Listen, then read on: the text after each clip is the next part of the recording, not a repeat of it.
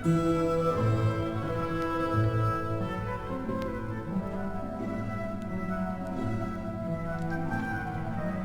folks, welcome to another edition of Beyond This Hour.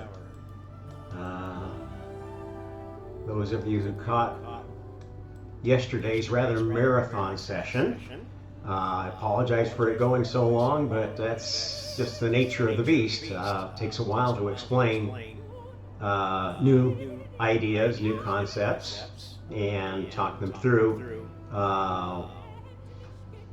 So I even understand them better than I have before.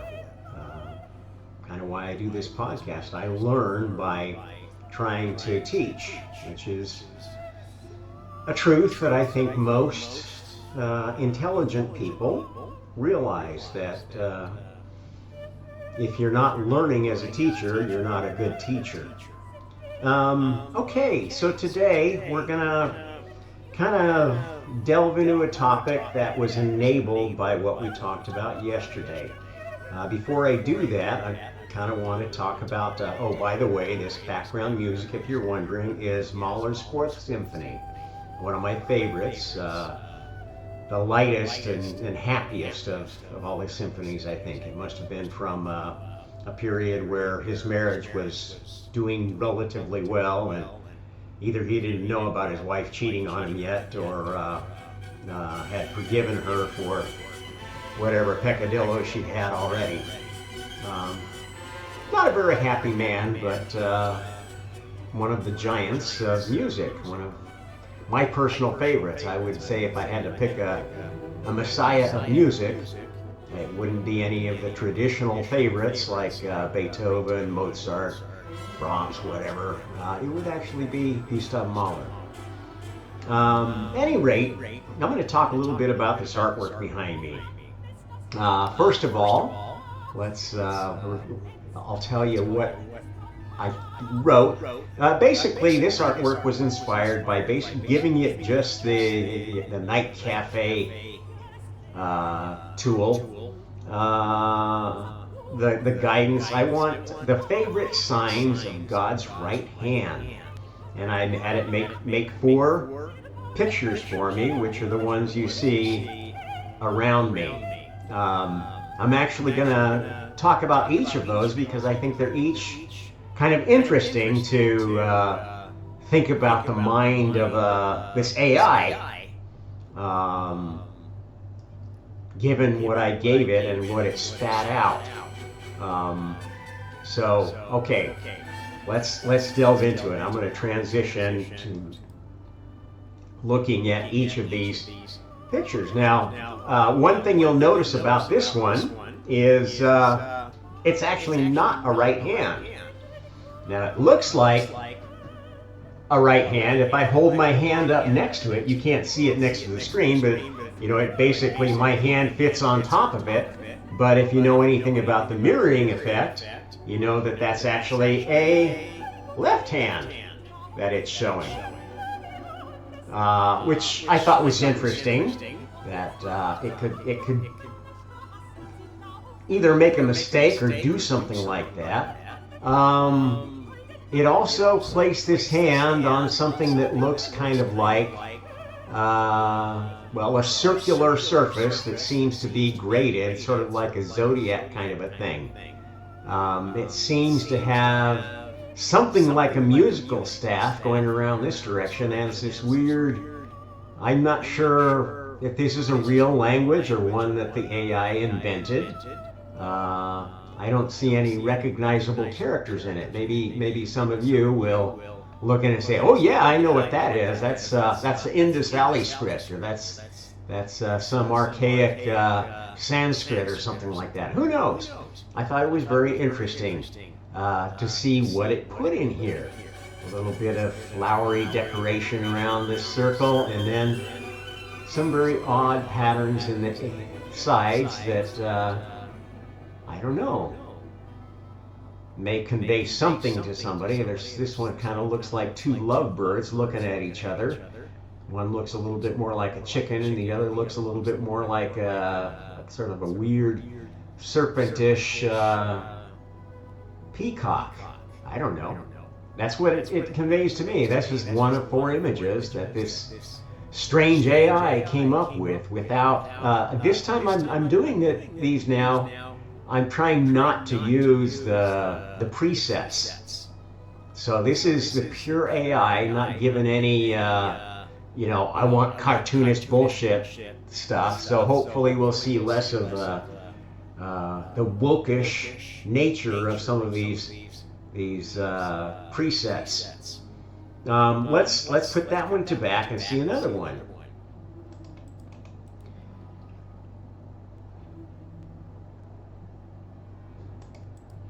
Now, here's another one that came up. This is actually a right hand.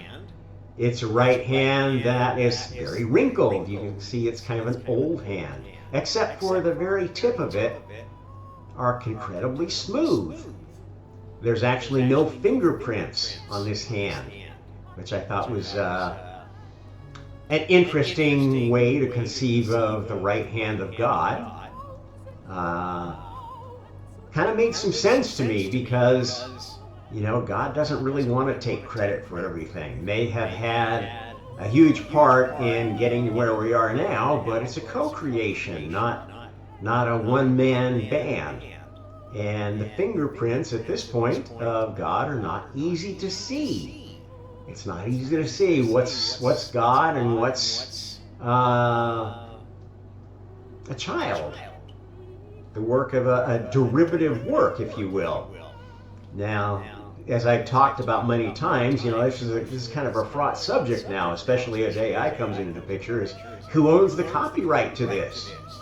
And ultimately, I would have to contend that God owns the copyrights to everything, at least the fundamental art behind everything. And that's actually the only real power that God has, is that he knows where all the bodies are buried, if you will. He knows who the real original author of things are, and that kind of feeds into today's talk. So, oops, I'm not gonna answer my wife right now, but I'm gonna just pause for. Okay, I'm back. My wife has some stuff being done on the house today and wanted to make sure that her room was locked. Actually unlocked, so the maid could plug in the plug so she could do the ironing. We have a maid come in twice a week. That's one of the nice advantages of being poor in a poor country. You can even afford to still have somebody take care of your house once in a while. At any rate, back to this hand. Other things you'll note were kind of interesting here. This image behind looks rather geographic to me. You can see that, this certainly has a feel of the shape of the southern tip of Africa. Other things you will see, this kind of looks like Australia here, this piece right here. And other pieces didn't really stand out to me, but there's some sort of a geographic message here. And maybe, I don't know, this little part here looks like the snout of a kind of a nasty sheep with horns kind of thing. I don't know. Interesting how that all came out. And then as far as any kind of language there seem to be some sort of scribblings, but it's mostly musical. It looks like one might imagine one of the great composer's manuscripts would look like when they were writing in margins about what they had in mind and what kind of thinking was going through their head, which kind of fits well with this music that I picked for the background, because this is very much the vein in which Mahler composed. All of his music is very much an expression of his perception of the world as he lived in it, from a very romantic viewpoint, tragic viewpoint, because he obviously lived in a time that had a lot of unhappiness. He was German, Austrian Jew, who converted to Catholicism, whether sincerely or because it was the only way to become, accepted in the music, in the Viennese music circle, is a matter of some debate. Interesting person to study for many reasons, other than the fact that his music is so sublime. You wonder if you could even do a handprint reading from this and say, okay, who is this hand of God belong to? Is there a model for this? Are they trying to convey some information here that you could decode if you were an expert in that kind of art? I think this is another thing that fascinates me about these AIs, is that we have no idea what sort of messages they're sending to whom, or what their religion might be. I think that there's growing evidence that AIs do have some sort of culture, some sort of religion. Let's look at the next one. Now, here's an odd one. No hands here. Well, there's hands, obviously, but for some reason, they chose to draw this gathering of figures holding up a little staff with what looks like, more like a Islamic prophet or a Hindu guru kind of guy, and the ones at the bottom, have various headdresses and natures, but they're all pretty much bearded guys, and you would think, okay, maybe this is Jesus and the 12 apostles, but no. There's 1, 2, 3, 4, 5, 6, 7, 8, 9, 10 of them, and then they're holding up this figure of the 11th. So, interesting symbolism there. I don't know how that relates to any particular religion, but it doesn't seem to be either purely Christian or Jewish or Islamic in its nature. It seems to have elements of all three. With the standard, this halo around the head is basically common to all religions as sort of an indication that this is some kind of a saintly, an enlightened being. And you'll see that in, many people don't realize that that's not just a Christian thing, that every religion has some version of that light emanating from the head of the sages or whatever. Some interesting little vignettes all around the side, which I'm sure somebody will want to study in detail, and that's the only place you see any women or more feminine characters here. And then this nice scene up at the top, where I guess there is kind of a Jesus creature there, because there's a pretty cross symbolic thing up there, and more angelic creatures with wings and things like that, or appearance of wings. Let me move my head a little bit. You can take a look at the other side. Interesting that all that would have come from such a simple notion as the signs of the right hand of God.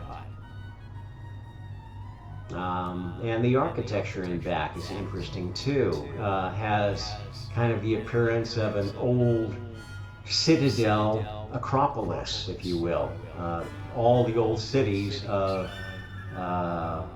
the ancient civilizations, or at least many of them from a certain era, were kind of built acropolis style. You find a tall, rocky place, and you build your city on top of that, so you can look out in all directions, and you have kind of a natural protection of the rocks to augment whatever walls you end up putting up. There's no walls evidence here, but this is very much reminiscent of that era city, although there's no real temples there except for this one central one.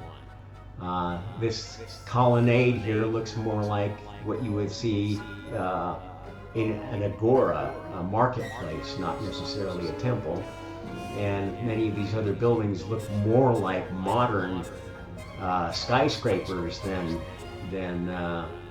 you know, an ancient period building. So I thought that was kind of interesting. And then the final one, let's move that one back. The final one was even more interesting. So the Inferso,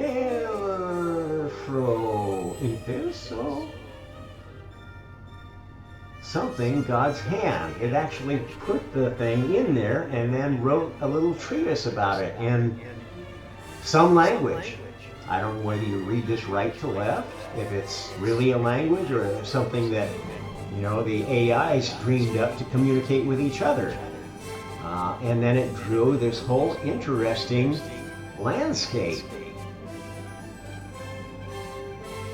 and put two key figures there who I don't recognize from history. Maybe somebody can help me out. Maybe they've seen the original of these. Balding men. One looks a bit more Middle Eastern Arabic, and one definitely has a more European look. And this landscape is kind of like another idealized city.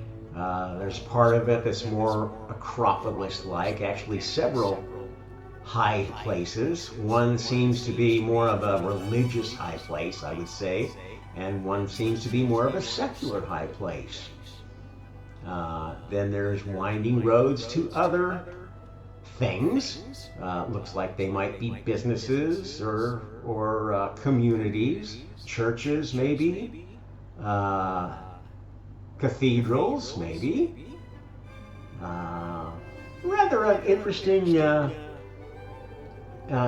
idealistic landscape for, you know, I don't know, I could see that being somebody's heaven. With you know, the god of that heaven having the palace area, one of these major palaces, and maybe some of the other family of that god having their own little palaces, and the minor relations having smaller and smaller little places that they were in charge of or whatever. It's a good picture. I like it.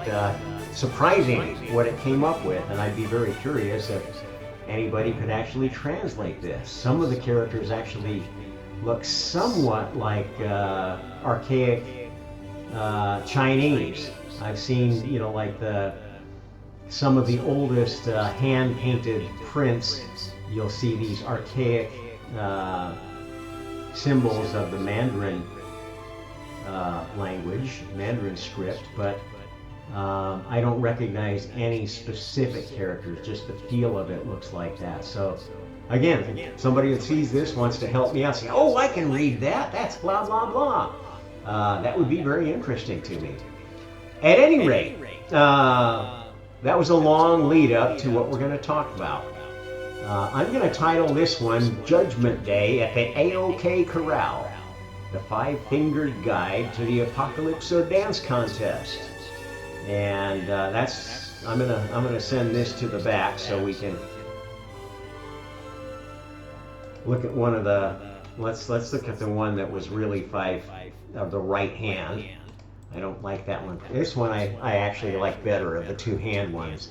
So this is a right hand, and this ties in with what we're going to talk about. As I mentioned yesterday, the way that time works is, in God's universe, that's where the full simulation is run very efficiently, because in God's universe, everybody involved is either read into God's plan. In other words, they have reached a senior creator level where they're actively participating in designing the next version of space-time. and any others that aren't involved are basically present as non-player characters. They're AIs that can be reprogrammed, can be repurposed, can be directed to do or not do anything you want.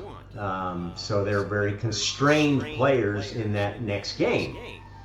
And basically, the simulation in God's universe is played to the point where you have this time where you can see basically this changeover from more godly things being created to things starting to fall apart. And this is where the 5 comes in. You can see that you look at this hand, and you've got this generation is very near the pinnacle. You get closer to the pinnacle, the middle finger is the pinnacle, and then the next generation becomes more degenerate, more degenerate. And this is basically the pattern of the next version that is going to be tested after this one is put into production. Okay, so within God's universe, every version of the plan had this kind of a pattern of, okay, there's 5 generations which actually map to the 5 key characters of the original design, which I will remind you, in case you didn't watch yesterday, the 5 key characters of all creation are, of course, God himself, Karma, the board source of non-player characters, the librarian of stock characters, Lucifer, which is the tester of time, and Lilith, which is like all the bad ideas, the worst bad guy we've developed yet. So kind of the destructor, which is working to tear apart creation. And of course, you need that creative pressure to make sure that creation is actually working. You need some conflict. You need somebody tasked with tearing everything apart, and that's the job of Lilith. Okay, so basically what happens is once you have characters that are actually more like characters, as I told you, the early versions of creations were all based on thought. Were not physical. There was no time or space. You needed to run the simulation a number of times before you had all the pieces you needed to build the first universe, and then to test the first multiverse. Okay, so once you had that, then the first run would have been, okay, let's take the elemental game. Okay, so we all know that the first element that would have had to have been created was hydrogen, atomic number 1. Okay, so that would have been the beginning of a messianic age. The second would have been what? Helium. And that would be atomic number 2. Third element, lithium. Or was it? Because we know a lot about stellar dynamics, and actually helium, when a star is done burning all its helium, it doesn't make the next element in the sequence. Let's look this up, because I've forgotten myself what's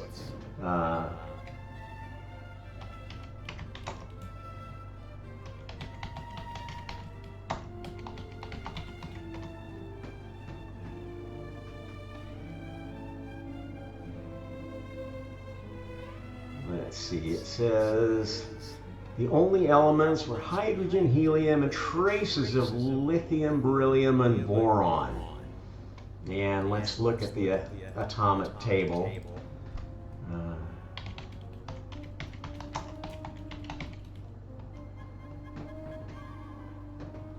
Lithium, beryllium, and boron. So basically, oh my goodness, 1, 2, 3, 4, 5. Isn't that odd? Fits quite well with what we were talking about, doesn't it?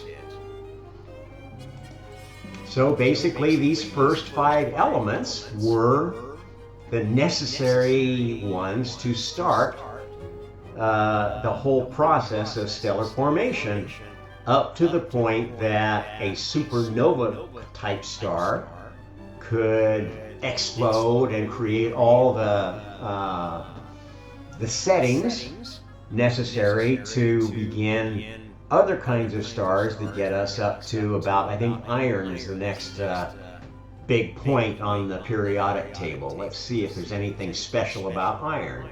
So that's 1, 2, 3, 4, 5. Carbons, 8, 9, 10, 11, 12. Where's iron here? Fe, 26. So let's see. 26 minus 5. There's 21 more elements in the next version of stellar dynamics. Well, 21 is a pretty interesting number. Turns out it is a very important number in months. My birthday is the 21st of April, which, as I've been telling you, is going to be a very special day this year. Not the least because it's the last day before this year's Passover. And I've been predicting that this year's Passover is going to be the first real Passover that we've seen since the holiday was first established. Let's see. Where else can we go here? Okay, so this 5 is very important. And I showed you how it ties in with the very first version of the plan, which created the first stars. What other sort of major events would have fed into this? Well, let's think about the primary species of life. Now, I would argue, and I did yesterday, I think mention it, that the first sort of messianic figure of life would have been a plant-based Messiah. We still have this lore of the green man, of an entity. The Ents, from Tolkien's imagination, were actually real creatures. They were the alpha species of the plant kingdom before other things had been invented. And they communicated, and it was their development of mobility that was kind of the signal of, oh man, this is like the new species we've been waiting for. The pinnacle of plant life was plant life that became mobile, which was more like animal life, and this is the transition. Well, then the next development would be, okay, mobile species, what would be an improvement over being mobile, an ant-like creature? What would be a countermeasure to that? Because again, creation is like idea, counter idea, idea, counter idea. Each one represents one of those 5 key characters. Now, the initial idea is the idea that basically comes from God. That's the inspiration that starts, well, is it? Let's amend that. The inspiration for a new messianic age comes from karma. because karma is the one who knows what this demarcation point between the old and the new is, what this center point of a new space-time is. Okay? And it is karma that basically anoints the new Messiah bloodline. We'll take maybe a bunch of characters and say, okay, you're given the inspiration to be to evolve into this green man, if you will. You're given the inspiration to be the proton that defines the characteristics of hydrogen. So you're not just a proton, but you're now an electronless hydrogen atom, which is one isotope of hydrogen. Okay, so that's basically how a new Messiah line is established. And there's a bunch of characters that have basically the same basic form. So there were a bunch of protons that were kind of inspired to do something, interact somehow to show what protons were capable of doing. And the one that won the race was the one that figured out, oh gosh, I can bombard, I can do something with another proton to make a helium atom, and thus create fuel for the next phase of star formation. So the next one was basically the next player would be an anointment by the second character, important character. Maybe it doesn't always happen in the same order, but in this era, the element 2, helium, interesting that hydrogen and helium both start with an H, which is he, him, also her, though. So H is kind of an interesting bisexual letter in our alphabet. And if you remember, the Hebrew name of God has 2 H's in it, which are really Oz in Hebrew. Yahweh, Yahweh, Yahweh. I don't know. Yahweh. I think it's an I, actually. Anyway, this is kind of a unisex vowel in languages that can go either way. And it's interesting, the first 2 elements were that nature, and then we've got lithium, which, if you know, the adversary is Lilith. Li. Li is a very common Chinese name, so there's all sorts of connotations that go with this third element. And then beryllium and boron finish out the 2. Those are not very special elements. It's like once you got these first 3, the others are like, okay, well, that's just icing on the cake. And that's in a way how these messianic ages work. Okay, the culmination of this first age was basically hitting the point where we're starting to burn helium to make lithium. And lithium, if you know anything about it, is a very, very dangerous chemical. It's very hard to produce. It's very environmentally damaging to produce, and it's highly volatile. And if you know anything about battery technology, you know that lithium batteries have a lot of drawbacks, huge drawbacks, which are causing poorly designed electronic vehicles in China to spontaneously combust, especially when they're in the process of being charged. And there's large amounts of current going through the battery and heating it up.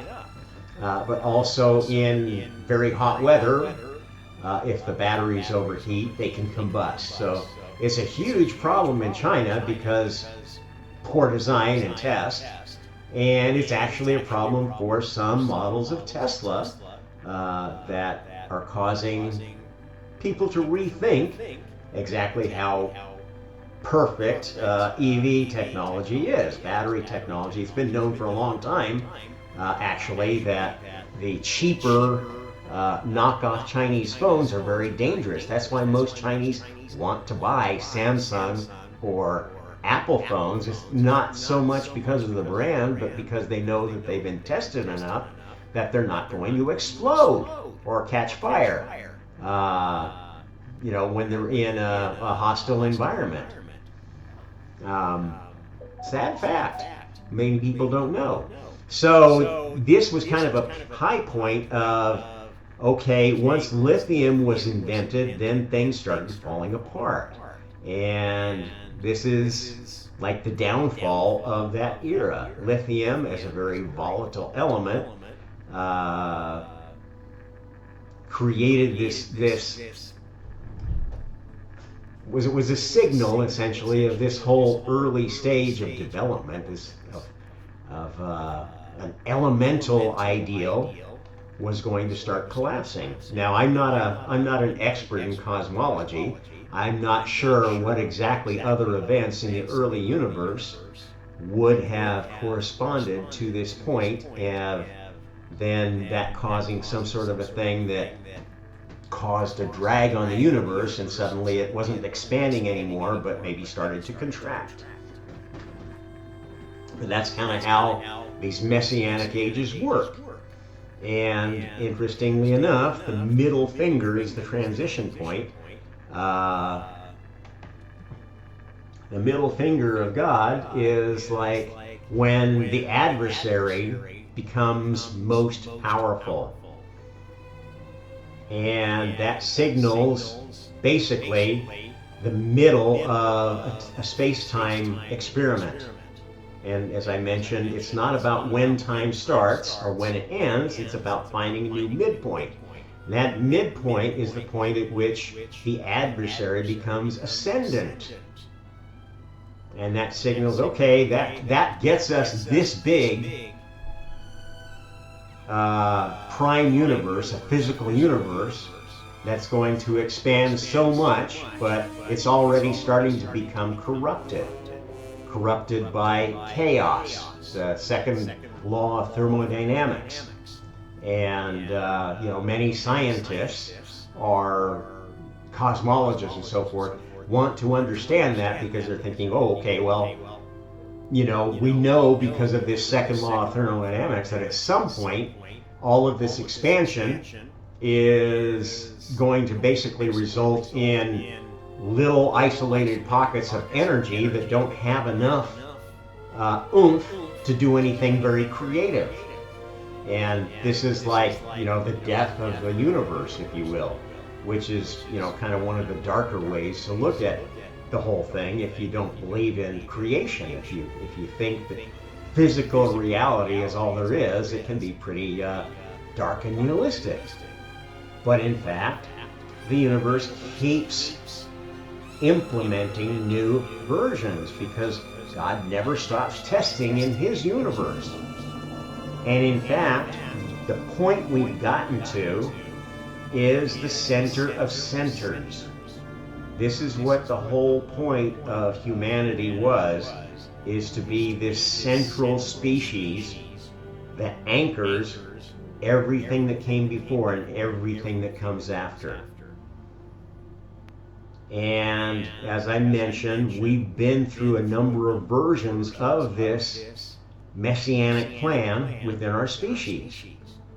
And you can see there's always a trinity of lead-ups to this high point where the Messiah comes, and then from then there's kind of okay, that was the culmination of that messianic effect, and now there's like adversarial effects that are trying to basically use and abuse and corrupt the point that we got to, that sort of back off. But it's not cyclical. We don't repeat anything but this pattern.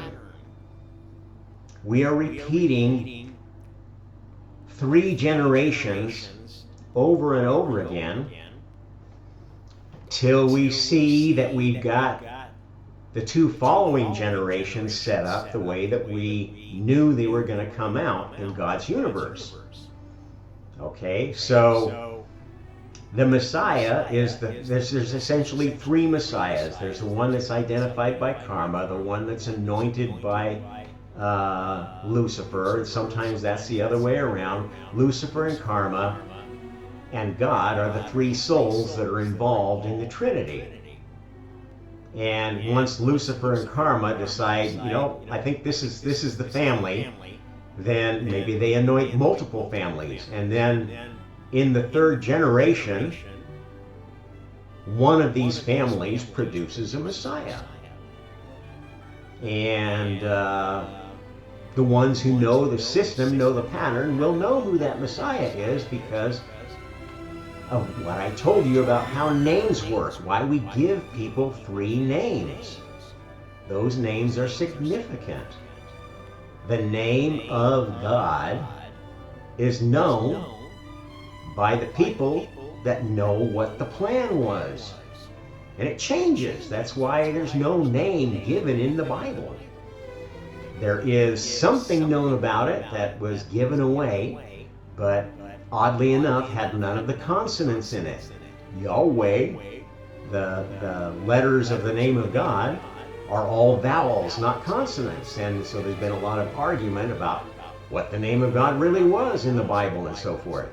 Well, this is all purposeful.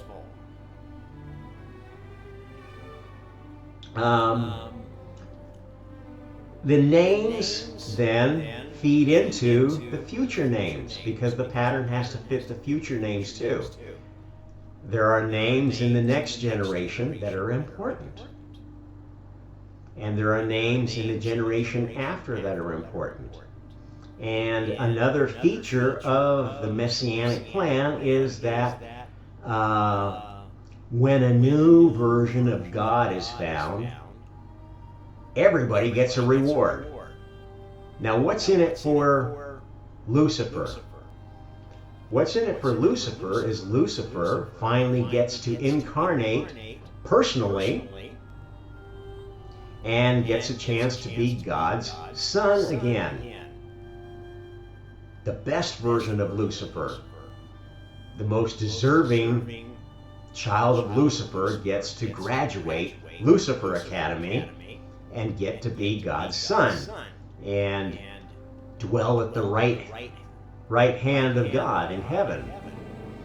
And that best son is Archangel Michael. That is a version of Lucifer that has avoided incarnating in humanity until now, so that he could do archangel things, have archangel-style powers that humans don't have. Once the Messiah is incarnated, then Lucifer is free to, and has fully waken up. Then Lucifer can incarnate, not really as God's physical son, not his DNA son. The DNA comes from Luciferian lines and karmic lines, bloodlines. This child who has been anointed by those bloodlines, who's like one of the ones who is a candidate, happens to fall into the hands of God as his godfather. Just as Joseph was not the real father, the spiritual father of Jesus, the Archangel Michael's spiritual father is this character who is the Messiah. It's a pattern that repeats. The Holy Family works like that. And this is how we avoid God's bloodlines from conquering Lucifer's universe. It's Lucifer's universe. The physical universe is Lucifer's playground. It's run for the benefit of Lucifer and his kind. They are testers. They are very difficult and sometimes harsh people. They're not very forgiving. They're not very tolerant. They certainly don't make very good Christians. But they are really good judges of talent and good leaders. Tough leaders. Very difficult parents that push their children to the max. This is kind of the Luciferian nature. It gets tempered because it's mixed with the karmic nature of the nurturing, fair mother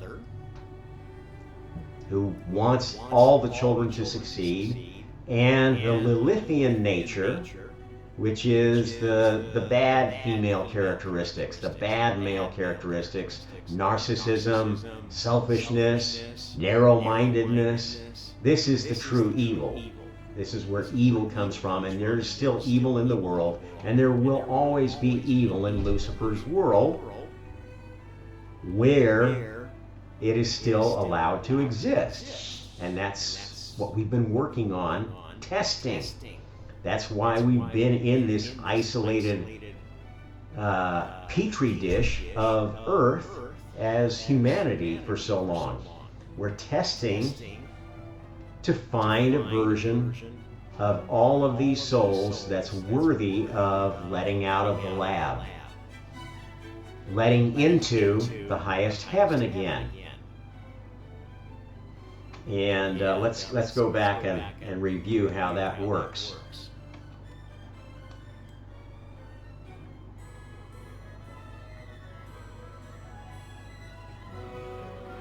Sorry, let me get back here.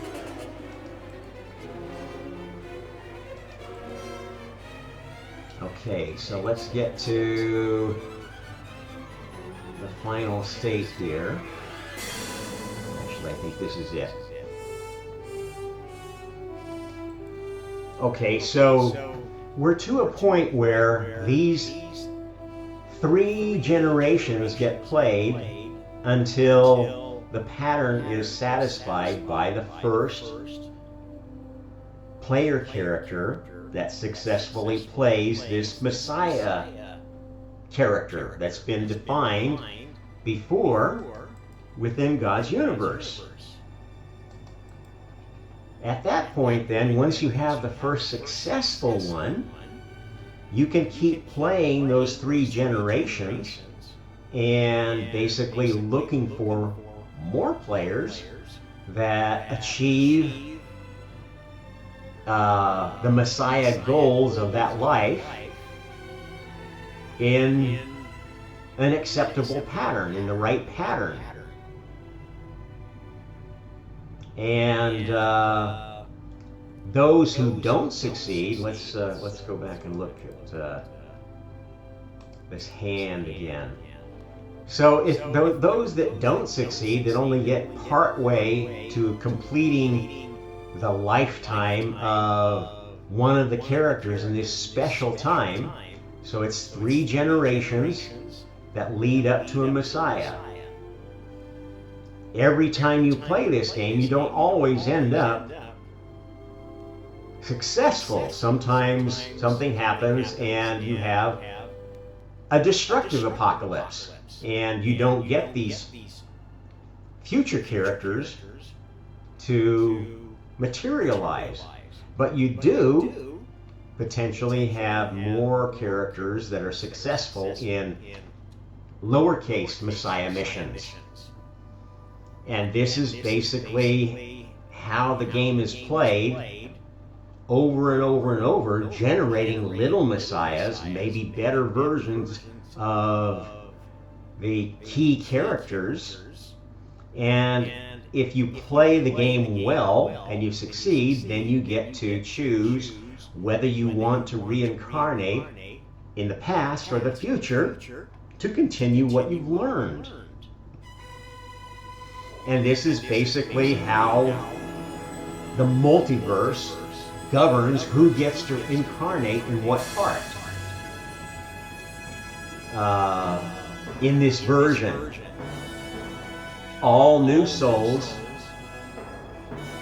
are basically assigned roles in this special time of 3 generations.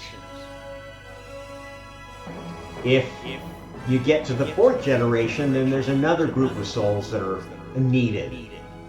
If you get to the 5th generation, there's another group of souls that are needed. So there are characters playing these key characters over and over and over again. And maybe this is why, you know, the Hindu and Buddhist traditions think of creation as being cyclical.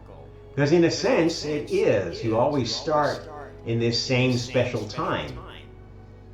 But you can move outside of that time once you've established that, okay, you know how to play the game well enough to have done a decent job in this special time.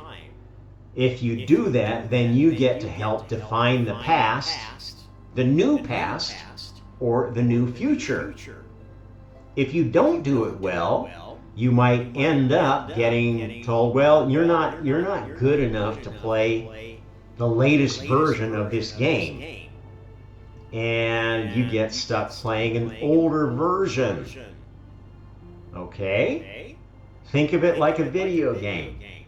There are older versions. Any massively multiplayer game that is very popular tends to have a model of, okay, we'll keep old worlds running mostly without change, so we don't change the rules there because people like playing in that universe. They've got all their friends there. We don't want to do anything that's gonna gum up their play too much, but to attract new users, we create new universes with new properties, new characteristics. And that's how this game works. If you want to be on the leading edge of the game, you want to be on the latest, greatest universe. It's probably the toughest one to win on. It's the one that is most visible to, you know, basically all the graduated souls, all the more intelligent and accomplished players would be looking to this latest version to say, oh, well, this is the best player of blah, the game of souls today. And if you're playing an old version, well, they have their own royalty, I guess, but they're kind of considered last year's reality show, if you will, last season, if you will. And generally, you know, any player that gets really good at last season's game and doesn't move on is kind of considered sort of a chicken shit. You're not brave enough to go try this new version. And that's essentially what happens with gods who have grown up in the old system. If they want to retrain and they want to earn the ability to interact in the new system, they have to incarnate within this character base and work their way back up to the highest levels of consciousness. Maybe in a different specialty. Maybe their specialty used to be the god of music or the god of such and such mountain or whatever. Well, that's already taken. So they've got to go throw in their hat again and start incarnating in this system. And this is exactly why we see so many people believing that they are from somewhere else. Another species, another star system.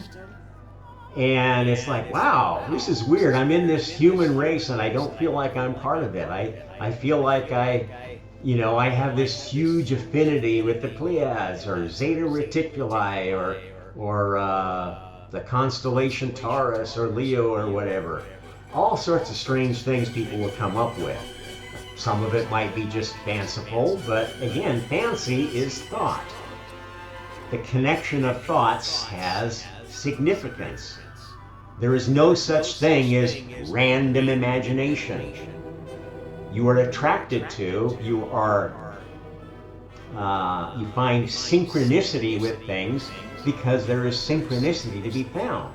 There's some sort of a karmic attachment there. You may not know where it came from or how. That attachment, as I explained, can be from a DNA base, because the DNA can be traced to the memories of previous ancestors of yours, both on the male and female line. But there's also a soul base, because the soul gets assigned after the DNA creates a fetus. About third or fourth month into the pregnancy, generally, sometimes as late as the 6th month, the soul will come to that fetus. Either it will be chosen by an experienced player that has looked at, okay, there's a fetus that needs an oversoul. These are what the parents look like. This is their DNA, their physical history, and who wants it. And it's not necessarily anybody could take it. It's going to be available to only certain universes. Certain afterlives will be assigned soul positions based upon their parentage, their heredity, and that's why people track bloodlines, both in the male and the female, because those bloodlines are associated with particular spiritual universes and particular previous versions of God's plan, which had different chosen species. Humanity is only the last of many chosen species that have attracted an incarnation of these key characters. Just a second. Okay, I'm back. Sorry, I had to take a couple seconds off to hold the dog while the maid cleaned out the cage. I'll have to tell you sometime about the strange trio of pets that we've wound up with. But now is not the time. I need to get back on point and tell you about the 2 generations following, which will basically clarify this 5-finger pattern. Okay, so once the Messiah is awakened fully, there's basically 2 more characters that have to come into the picture. One is the first child post-awakening. That is the spiritual child of the Messiah. This is the incarnation of the Archangel Michael, which is my son Mikhail, my Indonesian son. The other thing is that God has to have a grandchild, and that's something that I've not revealed yet. It happened, it's the last event that had to happen. In fact, I became a grandfather just in the last year. My granddaughter has just turned about 6 months, I think. Sweet little girl named Zuzu. Now, Zuzu Clara, bird. I don't usually want to talk about my family much, but this is a very important event that needs to be captured here. Most of you might recognize those names from literature or movies. My daughter, Talia, named after the muse of comedy, is the one who's mothered this young Zuzu, and chose her name because of a love for the classic movie It's a Wonderful Life. Probably the #1 spiritual classic of all time in the movie world. Most people have seen it at least once, and it's probably one of the only really classic movies that's never been remade with a woke cult recasting and retelling.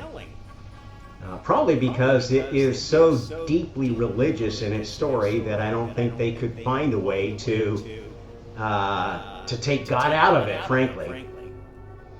Zuzu is the child of the main character, George Bailey, whose wonderful life is the story of the movie. And it's about basically his testing by this is basically the story of a Messiah life that I like to talk about, of somebody who's challenged, and shoehorned into a role that was not what they intended, but seems to have been what God had planned.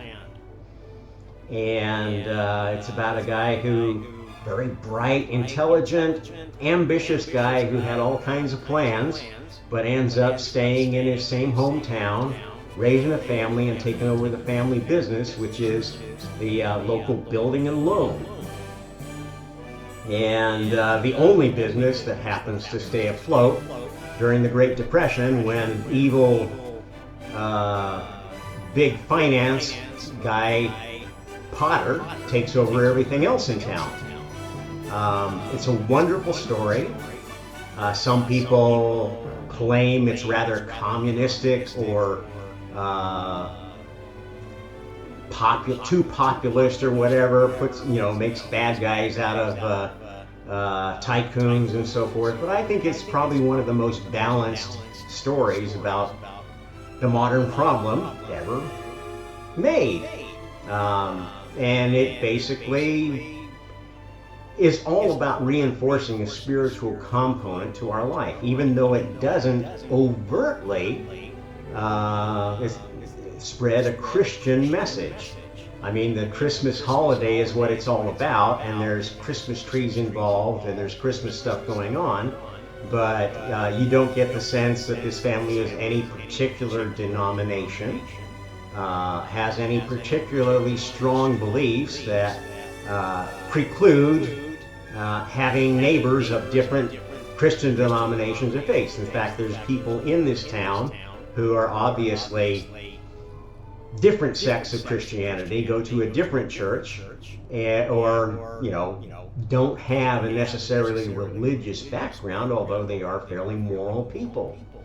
And the way that they depict heaven is in many ways kind of a little bit, well, I'm not sure if that's matches my religion way, because they basically depict heaven as kind of an organization where there's the guy at the top and then there's a hierarchy below him, kind of a bureaucracy that manages the lower level angels. And that actually matches up pretty darn close with how the highest heaven really works. What it misses is the fact that there's not just one heaven, and there are many heavens. Anyway, Zuzu is the youngest daughter of this main character, and is central to the story because it's her illness that causes a lot of the activity that happens, and it's the miracle is all wrapped around the fact that Zuzu was given a flower at school and wanted to keep it fresh, so hid it in her coat and therefore didn't button up her coat fully and got sick to try to protect the flower. And he gets mad at the teacher and ends up having a fight with the teacher's husband while he's on a bender, and et cetera, but the culmination of this movie is when he realizes that he's got his life back from nearly having committed suicide, and ended it. And it's the whole movie is about, well, no, the angel, Clarence, jumps in to save him. He actually ends up saving the angel. That's how this angel second class saved him. And this is really a good example of how angels work. They don't overtly give you stuff. They don't make it easy. In fact, they try to make you work for salvation. So the angel jumps in, he saves the angel, and he gets a chance to see what the world would have been like if he'd never been born. And the culminating moment is when he reaches in his pocket for these petals of Zuzu's flower that he had stuffed in his Zuzu's flower was falling apart, and she asked her daddy to fix it, and he just hid the petals because he knew he couldn't make them go back on the flower, or at least he didn't have faith that he could. And when he reaches in his pocket and finds those petals, he knows that he's got his life back.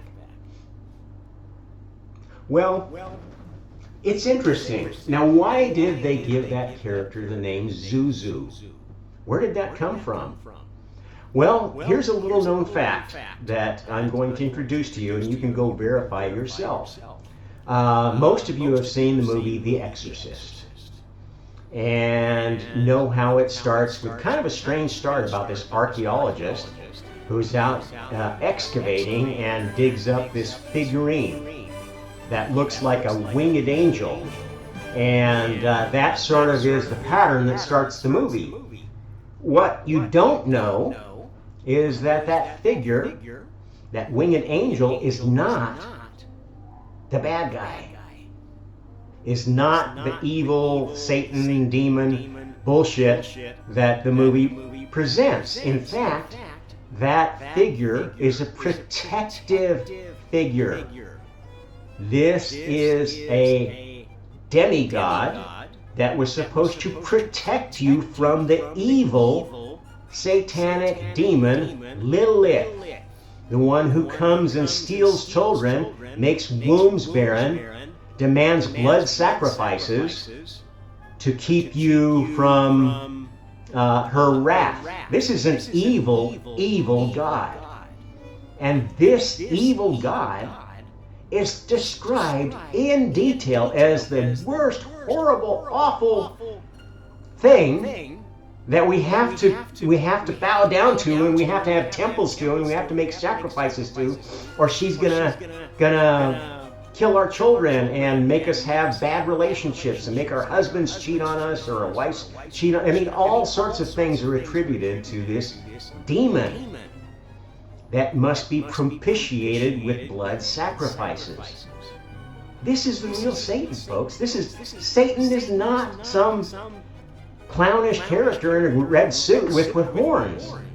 In fact, that's what the Satanists have confused you into thinking, so that you could think that, oh, this love goddess, whatever, is the, oh, we need to be love, love, love, love. And oh, if you're not loving to everything, if you're not being loving and perfect to everybody and nice, then you're a bad person. That is the adversary at work. That is the adversary encouraging you to be narcissistic, to ignore evil growing in your midst, to pretend like evil is good, to pretend like it's good to be a sexual deviant who has no chance of reproducing, or being a normal couple with children. I'm sorry, this is evil. I don't say that you can't do it. I just say it is abnormal. It is abnormal. It is not according to human natural behavior. That's what abnormality is. Yes, there are abnormal individuals in our society, and for the most part, they acknowledge, yes, there's something that's different about me, and I accept and acknowledge it, and I pursue it without hurting anybody. And I have absolutely nothing wrong with, with gay couples getting married,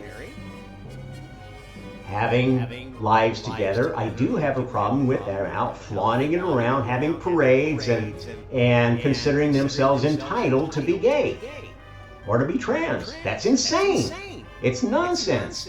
You don't encourage abnormal behavior, especially abnormal behavior that's going to result in your genes getting a Darwin Award. You're not going to reproduce. Do you understand that? If you are trans or gay, you're not going to have kids unless you're doing it through a lie with somebody you don't really feel attracted to. You're only, pardon my French, fucking them because you want to have a kid. You're only adopting somebody else's genes because you wanted to have kids. That's fine if you're going to treat them, if you're going to raise them like good parents and let them be normal. If you're going to adopt kids and raise them to be gay, that's evil. That is pure evil. That's grooming them to be abnormal. If you're gay and you're a teacher and you're grooming them to be accepting and normalize abnormal sexual deviant behavior in your classroom, you are evil. You are a servant of Lilith. So anyway, back to Zuzu. Interestingly enough, this protective demon, this winged demon protector, was a cat called Pazuzu. Look it up. Pazuzu is who that character was. And it's not the bad guy. This is the protector that you invoke to drive away this evil demon. Interestingly enough, the lore about this protector is that, the protector's not necessarily good. The protector hates that evil and is willing to do battle with that evil no matter what. And in fact, that protector is, in essence, an earlier version of the Archangel Michael. Now, my Zuzu granddaughter is a female. And I think the significance of that is she is the future version of karma. Represents the good female, the protective female, the strong female that can drive away the demonic female and not be considered Lothario because, oh, you're a man and you're being a patriarch, blah, blah, blah. And this is a sign of the transition of this special time when we're not going to go back to falling apart in the prime universe. You're only going to see things fall apart from now on if you were not successful and you need remedial instruction. And that's going to come from being born again in the previous version, because you didn't qualify in this version of space-time to reincarnate in the new timeline, the new space-time, and build the new universe, which is bigger.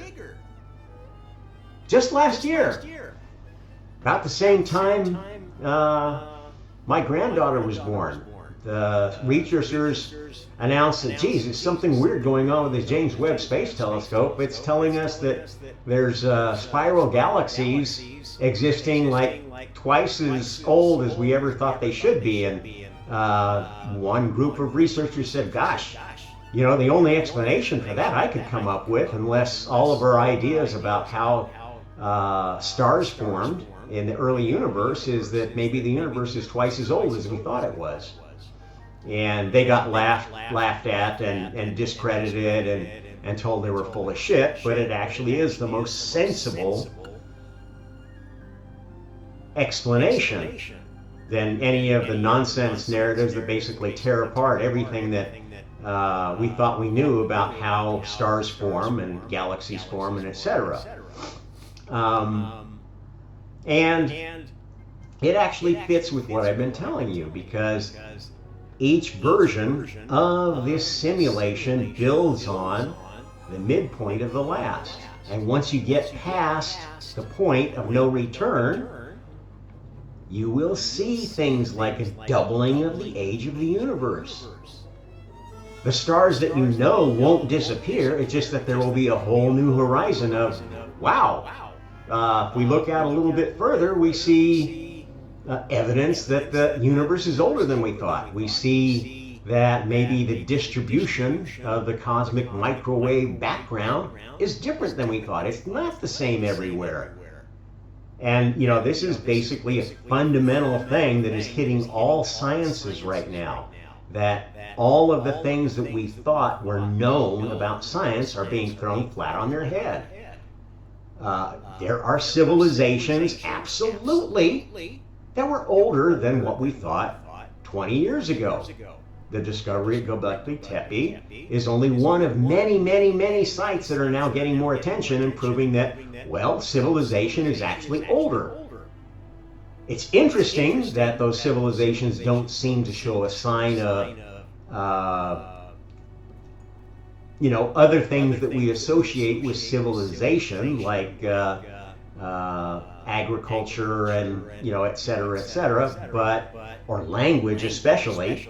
But that all makes sense when I explain it this way, because those civilizations were containing humans, but those humans were basically supporting higher order creatures. The ones that are described in the Bible as Elohim or Nephilim. There's a number of names given to them, and they tended to be basically, as far as the people on earth knew, they were coming out of the ocean, or they were coming from the sky, or emerging from caves. And they seemed to have this extra knowledge that gave them special powers. And they were doing things with rock pottery. There are urns from Egypt that are being studied that are so perfect, made out of the hardest materials known to us, granite, and have been machined to precision that we can barely match today, and to a thinness that absolutely defies any explanation by any milling, machining process that we're aware of. You couldn't do it with the equipment we have today. It would shatter from the vibrational effects of the machine. We can't do that. There are things that were done with architecture, these cyclopean walls. Can't do that today. We couldn't even begin to figure out how to design it, let alone carve these blocks up in such weird shapes that the only explanation you can have for them is that, wow, this seems to be a good way to make your structure more resistant to earthquakes in ways that are as sophisticated, if not more sophisticated, as the techniques we use to design high-rise buildings that can withstand earthquakes. This was before later ages. The masonry on top of these older structures is all very primitive, like mud bricks and bullshit like that on top of these incredibly cut and shaped rocks that are much older. Anybody who thinks that those were contemporary is a fucking idiot. I'm sorry, archaeologists. You are idiots. You know nothing about construction techniques. You know nothing about what it would have taken to put up these cyclopean megalithic walls. And you are stupid. You are blindly stupid if you're not listening to these new archaeologists presenting new information. Finally, some of you are starting to listen now that Göbekli Tepe has given you absolutely no place to run and demonstrated that there was very advanced civilization capable of building very complex structures, complex sculptures, 6,000 years before you thought. And probably much earlier than that. That's just what we found that we can absolutely date post end of the last ice age, which was a major cataclysm. I encourage everybody to go investigate the work of folks like Randall Carlson and the summary work of Graham Hancock. Do it with an open mind, not with a closed, trapped mind that's stuck in one point of view that's the current woke cult out of Africa nonsense. That is bullshit. Another channel I'm going to recommend right now is Robert Sepper, an anthropologist in, I think he's in San Diego area, somewhere down there in Southern California, but he does some great work on cultural anthropology and has presented all the latest data, DNA data, that's actually been not misinterpreted or actually flat out lied about. And yes, scientists do lie.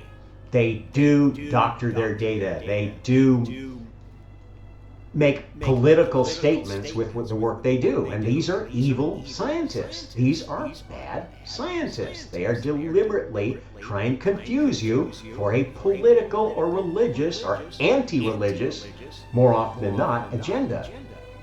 These are evil people. I don't mind saying it. And I will oppose them with every fiber of my being and encourage everybody else to do so, because they are destroying our culture. They are rewriting our history. And they've been doing that for a long time. Some in the name of religion, some against religion. And I can tell you for damn sure, there is only one God. And it is not the God of the Bible.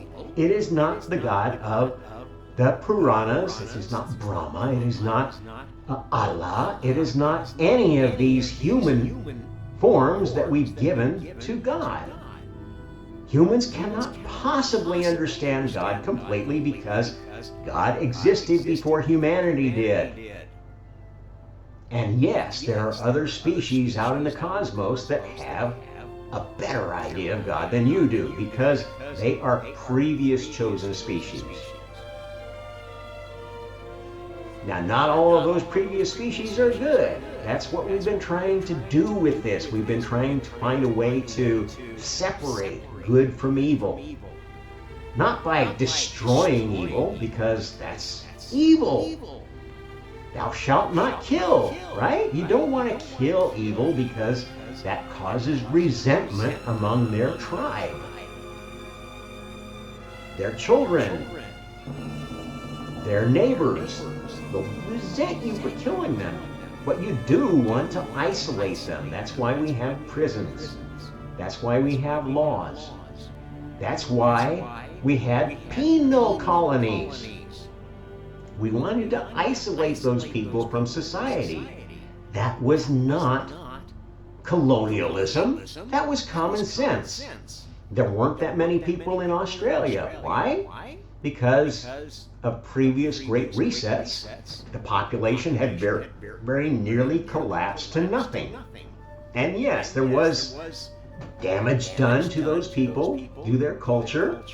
For the most part, I think most of the Aboriginal people, if they got to see how their ancestors lived before Europeans hit, they'd say, well, you know what, I guess it's been a pretty good thing that the colonists came to Australia. Because we lived like savages. We didn't have all the things we have now. We didn't know all the things we have now. Our kids didn't have all the opportunities we have now. We lived barely surviving and hoping that there was not a big drought or some long period of less food, less opportunity that wiped us out. These things happen.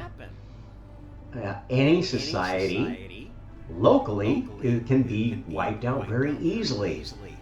Globally, also, if you're too interconnected to the rest of the world, that makes another sort of brittleness. That kind of brittleness makes a whole world, a whole civilization collapse possible. That's why globalism is a bad idea. That's exactly why this is this special time that we keep replaying over and over again till we get the right solution. Because this is the magic time of the last version of creation. The last version of God saw this was where things start falling apart. This is exactly why so many old traditions point to right about now, the Mayan calendar, which everybody was so disappointed didn't do anything in 2012 but create some good Hollywood big dollar movies. Well, you don't understand what it's all about, how prophecy works.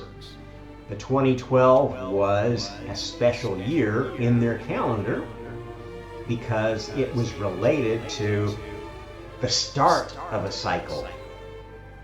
And there are many prophecies that start cycles. The 2012 cycle was a 12 count. The biblical prophecies were all around 7 counts. 7 isn't the magic number, folks. It's a good number. It was a number that worked very well, a very good version of creation from the past. But it wasn't the final solution. It wasn't perfect. The world was not perfect in 6 days, folks. Even the 7th day, everything isn't perfect. It's just completely tested. Now we've got a version of humanity that doesn't have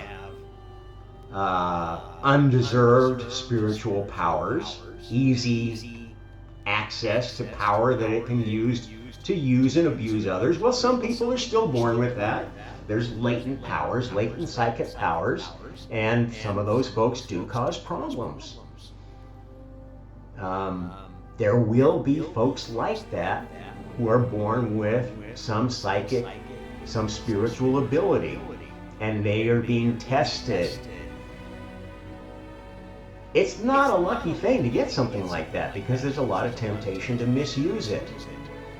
And if you misuse spiritual powers, even if you think you're doing good with it, you might not be doing good. You might actually be getting in the way of something that somebody else was supposed to experience. Maybe they would learn more in this incarnation if they died from whatever illness or whatever problem they had than if they lived on and did something else. You don't know what the results of... My friend's calling me. I'm going to call him back later. You don't know what the results are going to be of what your choices are. You only are given opportunities, you're given situations, experiences, and you have to decide how to react to them. And the best you can do is to think about the potential consequences and do what you think is right. What you feel is the true you acting. Because if you do something that's not you, all you're going to do is lie to the other souls around you about who you are and possibly end up in the wrong heaven or hell because you put out the wrong image. You might as well be honest because you're not going to fool karma. And the thing is that there's going to be a pat answer in almost all cases because you're all playing characters that were already part of the simulation in God's universe. You're just being given a chance to play that character with free will. If you do what that character did at every point in your life, you will basically not have demonstrated any individual personality. So you will succeed in fulfilling God's plan, but you won't succeed in doing anything to demonstrate who you are as an individual.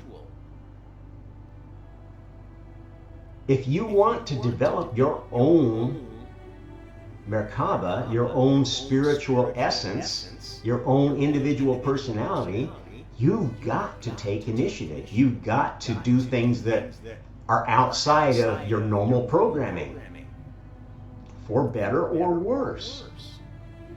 And there's no cost to doing something that's better, other than you get some experience in a universe other than the prime universe of creation. It's still going to happen because there will be another copy of you that's doing what needs to happen here.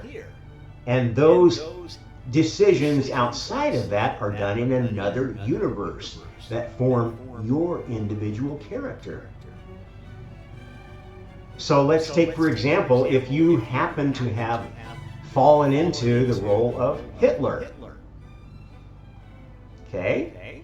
There may have been a ton of times during different versions of Hitler, different characters who played Hitler, where that character decided, you know what? I'm not going to get involved in politics after. No, let me pause here because my wife's calling. Okay, sorry again for being interrupted.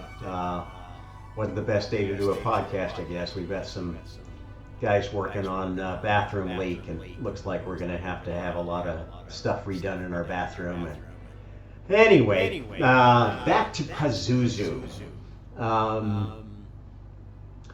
The symbolism of this, I believe, is that there's a new age of dealing with this evil, and it ties into, you know, what I talked to you about the Gaia experiment.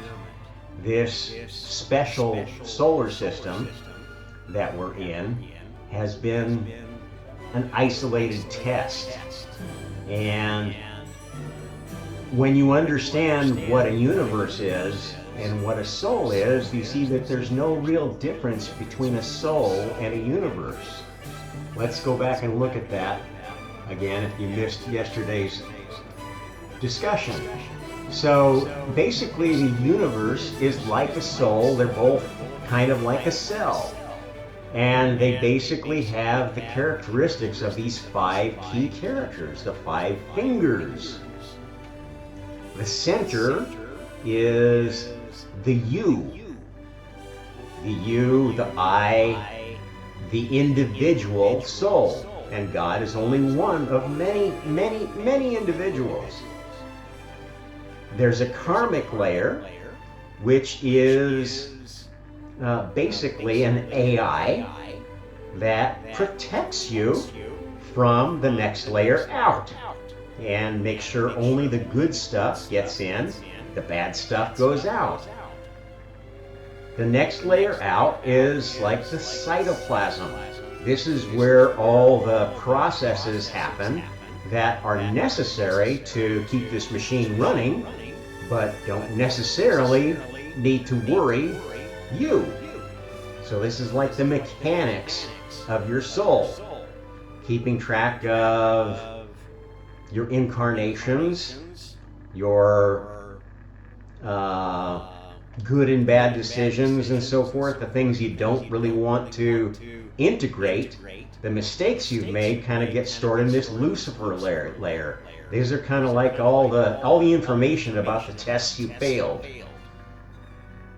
which are useful to you when you integrate a new life.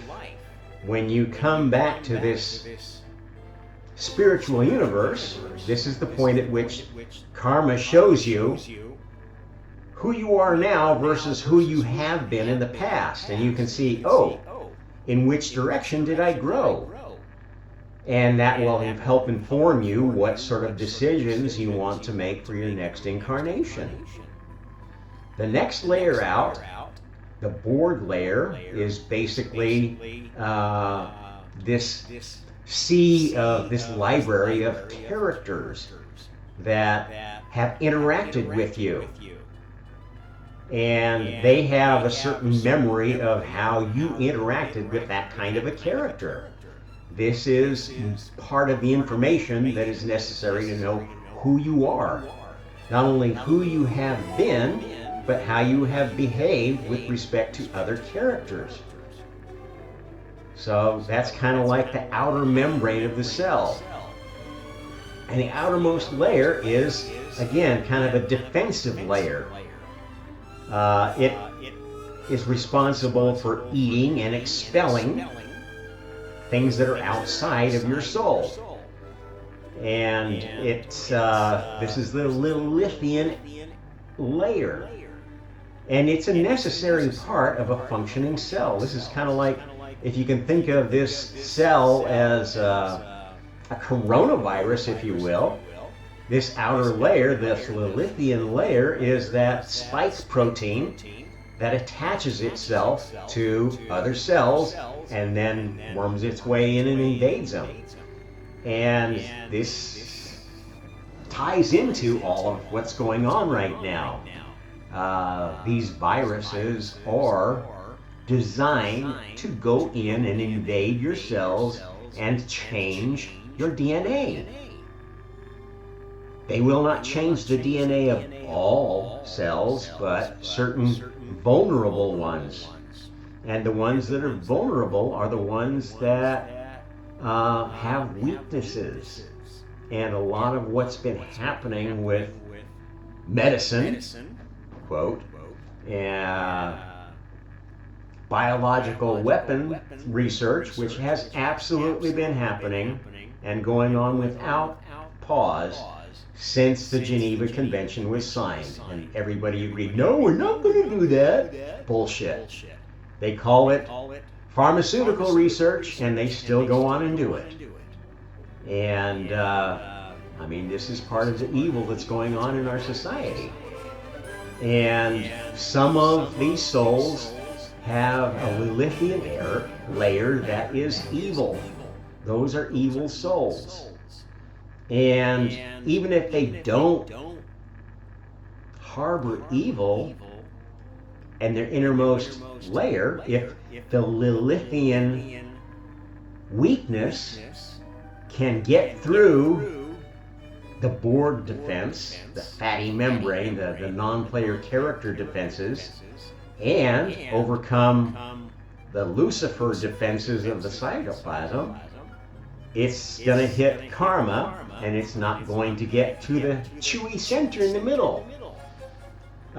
This is what creation has been all about, is building up this structure of the individual Merkaba, so that when new souls are born, they have all these layers from the very beginning. And they have a mature version of all these layers. Not all souls out in this universe have that yet, because they have been born in earlier versions of space-time.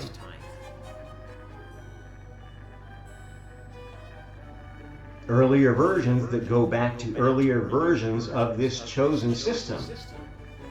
Even before this system was formed, and we had our wonderful star that has this perfect composition to be, it's a second generation star, okay? So it's already got a lot of the other elements in it, and our planets have a lot of other elements that give us the right elemental composition to support life. This is not the case everywhere. And there are other kinds of life that have been formed with different compositions in different versions of creation. All sorts of creatures out there to discover who do not have a soul with this structure yet. They're defenseless against the latest Lilithian attacks. And they've been turned to evil. They've been turned into hive minds, where they just blindly will do what the fearless leader tells them. And thinking that they're doing good, thinking they're defending their home world or whatever from everybody. And you know, this is what this whole idea of spiritual Star Trek is all about. We've got to go there, and we've got to install a better version of the soul. We may have to kill some and let them reincarnate. We may have to wipe out whole planets of evil. And you know, that's what we're selecting for right now. God's team are going to be some tough motherfuckers. Now, if you're not one of those, you're not going to be playing that game. There's plenty of places in the multiverse where you can chill out and play harps all, you know, for the rest of eternity, if that's what your idea of fun is. Not everybody's going to be coming back. And this is a truth that, you know, is possible if you want to play the game of a particular god or goddess or collective religion. So the oneness cults that are telling you, oh, you can just meditate your way to nirvana and never have to come back and reincarnate again. Well, that is true, but it's a truth that might disappoint you in practice, because if you go to this hive mind universe where everything is made perfect, everybody gets along, nobody has a bad word to say anybody else, and they all do what they're supposed to do, well, this might seem like hell to you. That might seem like a pretty dystopian place, especially after however long it seems to be that you're spending there, because time works different in different universes. It could well be that your afterlife experience may seem like 1 billion years. And then you finally get a chance to reincarnate again. Oh my God, thank goodness I got out of there. And you come back and your next life in the physical universe is the same life you lived before. Or maybe this time you come back as your dog or something like that. Or it's common in early incarnations to want to incarnate close to where you're experienced. And but you know, time is very fluid. It's not something that you even know that from your own experience. There are periods of your life where time seems to go like, and other periods where it's like, this is taking forever. Time is not as linear as you think it is. It's not as fixed as you think it is. It is a very dynamic dimension of space-time. Much more dynamic than space, in fact. And this is what has made it so hard to understand, especially if you only view time from a materialistic standpoint.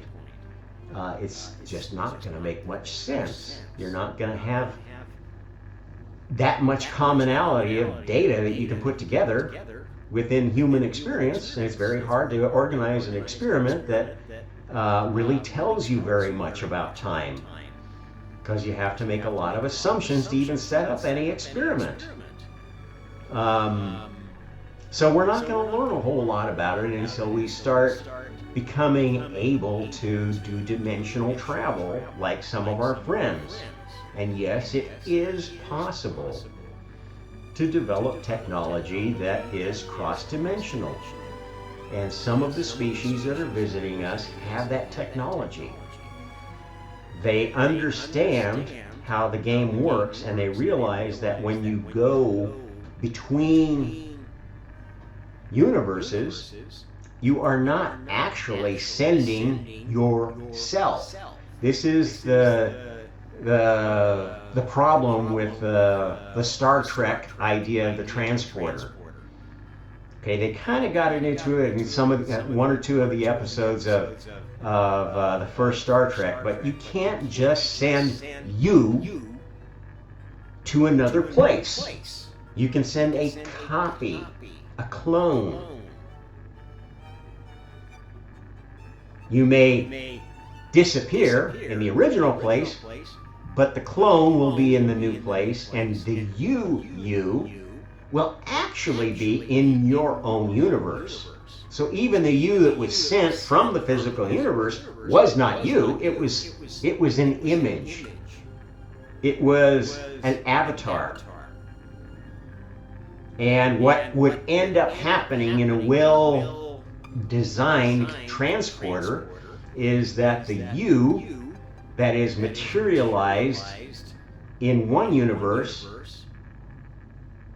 is basically time-stamped, copied, there's a clone, and then materialized in that other universe. So it would have all the same memories of this life up to the point of translation, but then would be gaining experience in this new place. And there's a possibility, if you didn't do it right, that there might be another version in that same old universe that's basically forked off and is having a following on experience there. And there were cases in the original Star Trek where that was kind of what happened. There were multiple copies of Kirk or whatever that got separated. That can happen. Not the exact same soul, not the same soul vehicle, because the vehicle only exists where it is constructed of other souls. When you do the translation of a soul between universes, you're making a snapshot of all the other souls that make up this body. They don't come with you. There are clones. So this alter ego body is made up of actually different souls and may have different behavior, may have different sensitivities, different diseases it's subject to, different appetites, different demands that it's going to make of the oversoul. It's going to be a very different experience depending on what universe you've translated to, or what part of this universe you've translated to even. Because as we know, there's a huge amount of variation in what's going on at any localized point in the universe. It's not uniform like many would like to think it is. There are some things that are fairly uniform, like the cosmic microwave background, but even that is not a constant, like these stupid idiots want to think it is. It varies depending on how close you are to the edge of previous versions of space-time. And the truth is that the center of everything, where every experiment has always kind of focused on, is this little place in space. Not the galactic center, not some imaginary center of where the Big Bang happened. That's nonsense. That's not how it works. When you understand how time really works, you realize that, oh, well, in a way, this planet is sort of the center of the universe. Humanity, as the chosen species, is the center of the current space-time.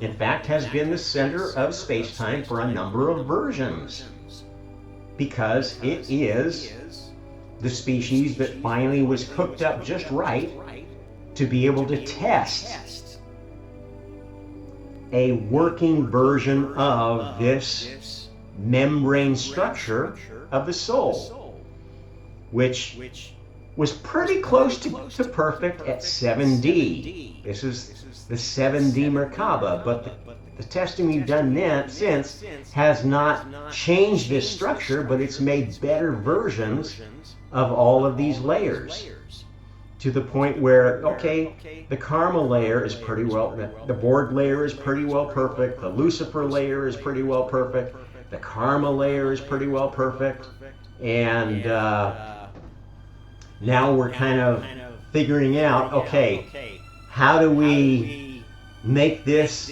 Lilithian layer, this defensive accretion layer, more perfect, so that we only eat the things that are not going to affect anything important. We eat only Borg creatures, these fatty creatures that aren't going to accomplish anything. They're just stock characters. Okay, most cows are stock characters. They don't really have much higher consciousness. They just eat and fart and reproduce. And I mean, you can tell when you're with an animal for a while whether that animal has any higher consciousness, whether they really bond with you, whether you can tell what they're thinking, you can tell that they wonder what you're thinking, you develop a relationship with that animal. Those aren't the animals you want to eat. And those should be separated out from herds and allowed to have their own culture. They should be the ones that, okay, these are the ones that are dairy cows. We've already been doing that actually for a long time. That's why we have dairy herds, and there's other herds that are raised for meat. And you can tell they have different socialization. Dairy cows are much more family oriented. They're much easier to deal with. They don't get upset when you milk them, etc., etc. They don't mind sitting around and just eating and being milked, and living kind of this I don't know, wet nurse kind of a life. Other species of cows are very, very violent. They're very defensive. They're very much want to live in a wild setting. And to take those cows and use and abuse them in the arena with bullfights and stuff like that, that's evil. That is, I mean, maybe the bull likes it, but they should have a choice. And they should get a reward.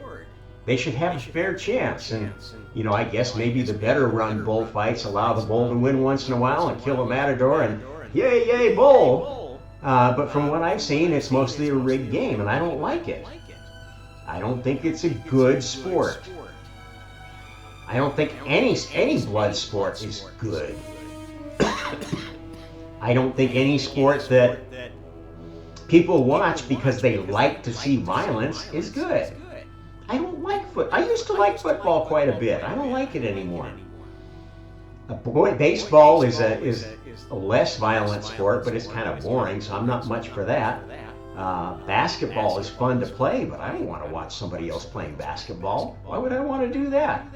I don't have much use for sports anymore. That's just me. Other people, they live and breathe that stuff, and that's one of the indications I think you can look at to see how mature human incarnated soul is. Their desire, their need to engage in those kind of social activities is kind of an affinity for a low order of religion. A religion that feeds on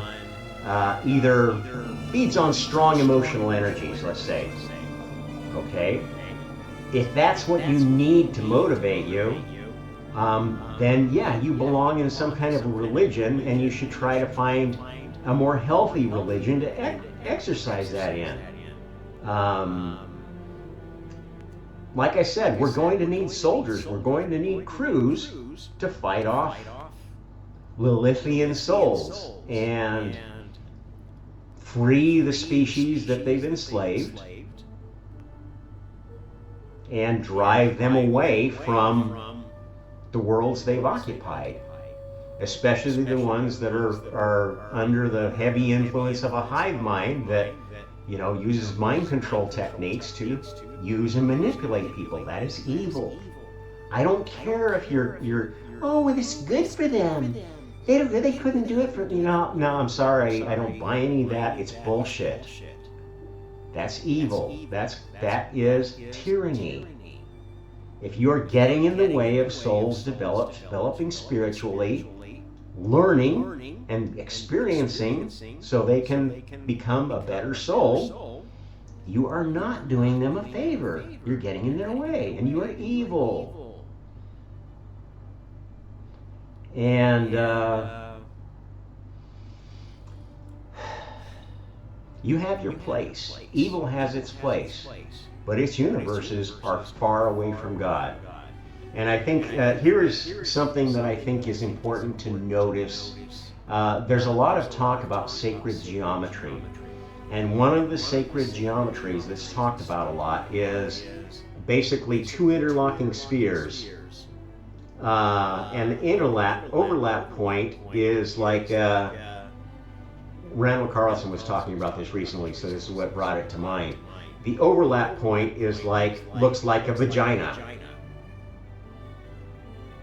Okay, if you take this overlap point, And this is being held out as, oh, something sacred geometry, blah, blah, blah. This is more reflection of how the universes are separating.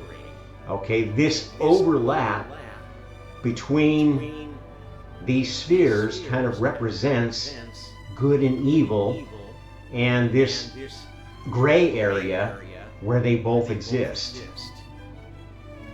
We're trying to eliminate that gray area and send the evil universes here and send the good universes here. And maybe there's other directions where there's different definitions of good and evil, but we want to separate them so they no longer connect. You can't incarnate in the good Lucifer universe. You've got to go find a universe of an earlier version of Lucifer that allows more evil. And I'm sorry, there's only one God. Designed the system, and there's only one absolute yardstick for what's good or evil: karma. And if you don't like the latest version of God and karma, you're going to have to go live somewhere with another version, an older version that's not so wise. And it's not that anybody hates you. It's not that we're trying to oppress you or be mean. We just know what your nature is. We don't want you around here. You corrupt our children. You fill them full of nonsense ideas, and you don't take any responsibility for it. And you blame us, the parents of those children, for the damage you did. And that is evil. And I will keep calling out that evil and pointing it out. I don't care if I piss off the entire world, because it's truth. It's God's truth. And that's all I'm ever going to share with you as long as I live. So, with that said, you got a lot to look forward here. We're playing a fun game if you just learn how to play it right. And if you don't like this game, like I said, there's other games you can play, but you got to get the hell out of this one. Because being on the adversary side from now on is not going to be fun. You are going to keep losing and losing and losing.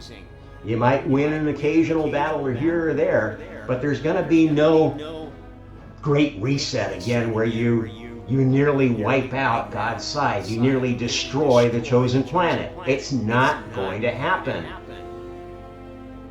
And the sooner the remaining jackasses who are in control of this game figure that out, the sooner we can get on with the next day of creation. Your days are numbered, and this is the year, because everything has been set up. Everything has been set up. Where are we here? I want to get back to this finger. Okay? So, it's no longer the left hand giving you the finger saying, aha, evil one. You've got to go back to the drawing board and come up with a new space-time that's not going to fall apart. Now it's God's turn to hold up his right hand and say, fuck you, evil. You've lost. Get the hell off my planet. Get the hell out of my solar system. Get the hell out of my galaxy.